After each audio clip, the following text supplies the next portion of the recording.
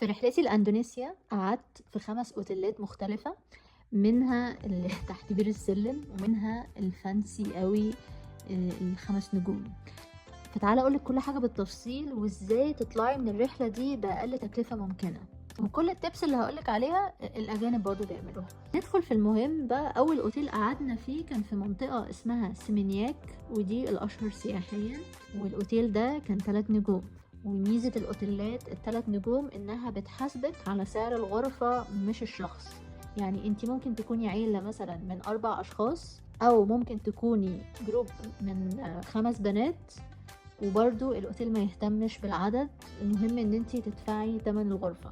في بقى حركة صايعة كده بيعملها الاستراليات هنا، ان هما بيجمعوا بعض من جروبات السفر ويتفقوا يقعدوا كلهم مثلا 5 بنات في أوضة في اوتيل، ويقسموا الفلوس ما بينهم. كده بيقعدوا ايام اطول في بالي.